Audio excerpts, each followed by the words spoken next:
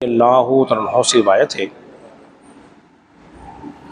वो फरमाते हैं कि नबी करीम सल्लल्लाहु अलैहि वसल्लम के पास कुछ गरीब सहाबा मुहाजिरीन में से थे। हुजूर की खिदमत में हाजिर हुए और हाजिर होने के बाद उन्होंने अर्ज़ किया, रसूलुल्लाह सल्लल्लाहु अलैहि वसल्लम, हमसे ज़्यादा हैसियत रखने वाले लोग तो सवाब में आगे बढ़ गए और हम उनसे पीछे रह गए। अब देखिए, फिक्र जो लाहक है, उन्हें दुनियावी मानो मता की बात नहीं हो रही। फरमा रहे हैं, कह रहे हैं कि हम तो नेकी के मैदान में पीछे रह गए। फिक्र है तो इस बात की कि नेकियां कैसे ज़्यादा होनी चाहिए। अगर ये मदनी सोच आज हमारी हो जाए तो फिर हमारे किरदार में आला निखार आ सकता है। वो पूछ रहे हैं कि हमसे हैसियत रखने वाले, यानी कि नमाजें या रसूलल्लाह हम भी पढ़ते हैं, वो भी पढ़ते हैं, रोजा हम भी रख रहे हैं, वो भी रख रहे हैं, इस एतबार से तो वो और हम बराबर हैं। मगर चूंकि अल्लाह ने उनको माल दिया, वो उम्रा भी करते हैं, वो हज भी कर देते हैं,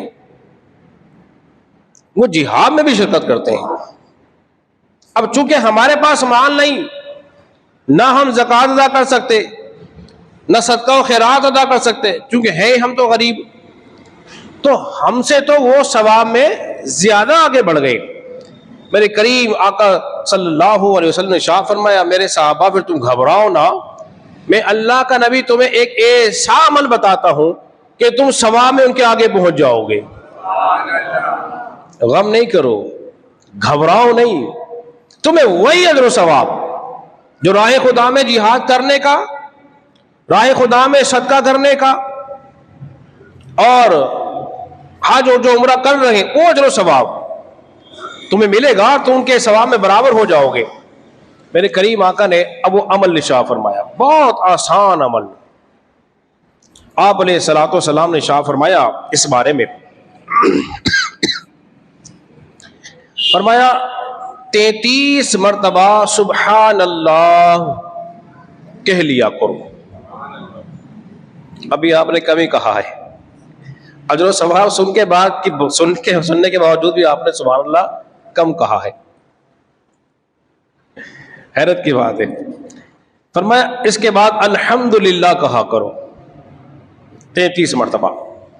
ये सुबहान अल्लाह, अल्हम्दुलिल्लाह, अल्लाहु अकबर, ये 3 कलमे ऐसे हैं जिनको 33 बार पढ़ लिया जाए तो अल्लाह तबारक व तआला वो सवाब अता फरमाएगा जो उन्हें मिल रहा है।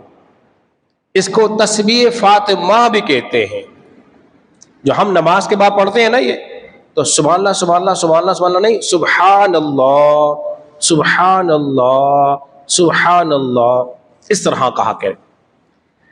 और जो दूसरी रिवायत में आया ना, वो ये है,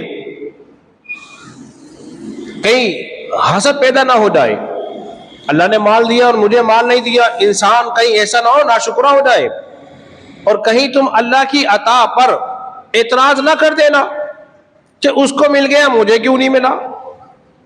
ये होते ना इंसान के अंदर, मैं बड़ी मेहनत कर रहा हूं, वो आगे बढ़ रहा है, मैं आगे नहीं बढ़ रहा, पता नहीं क्या मसला है, कहीं जादू तो नहीं करा दिया, किसी ने बंदिश तो नहीं करा दी, ये वहम ना आ जाए। इसलिए हुजूर ने अगली बात बहुत इरशाद फरमाई, वो कमाल की थी। आपने फरमाया फिर अल्लाह जिसे चाहता है अपने फजल से उसको ज्यादा अता फरमाता है। फिर अल्लाह जिसे चाहता है अपने फजल से ज्यादा अता फरमाता है। तो रिस्क जो है, देखिए, मेहनत से नहीं मिलता, अल्लाह के फजल से मिलता है। वरना एक मजदूर बहुत ज्यादा मेहनत करता है, वो ईंटें, पत्थर, रोड़ियां, दीगर चीजें अपनी पीठ पे उठा के न जाने कहां तक ले जाता है। अगर मेहनत की बात है तो वो, लेकिन एक शख्स है जो फैक्ट्री में बैठा हुआ है, उसे अल्लाह ज्यादा अता फरमा रहा है। तो ये अल्लाह का फजल है, अल्लाह जिसे चाहता है उसे अता फरमाता है। अब मुसलमानों को क्या करना चाहिए, यानी कि हम लोगों को क्या करना चाहिए? आसान नुस्खा, टेंशन फ्री नुस्खा। वो क्या है? हमें अल्लाह की अता पे राजी रहना चाहिए। क्या होना चाहिए? बोलिए, अल्लाह की अता पर राजी होना चाहिए। ए अल्लाह, तूने कम दिया मैं तब भी राजी, तूने ज्यादा दिया उसका फजल।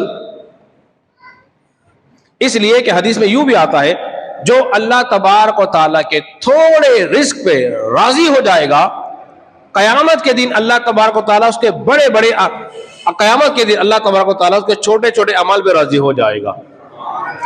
तुम यहां राजी हो जाओ, वो तुमसे वहां राजी हो जाएगा। फैसला तुम्हारे हाथों में। और आखिरी बात और अपनी गुफ्तगू खत्म। नबी पाक सल्लल्लाहु अलैहि वसल्लम ने अब कुछ चीजों से पनाह मांगी और हमने अपनी दुआओं में इसको लाज़िमन शामिल करना है। किससे पनाह मांगी आपने?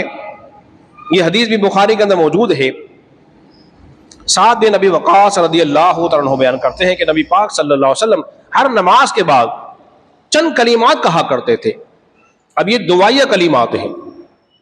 अब जाहिर बात है, ऐसे कलीमात हैं जो दिल में नहीं मांगे गए, जबान से कहा होगा, सहाबा ने सुना होगा, तभी तो बयान किया है ना।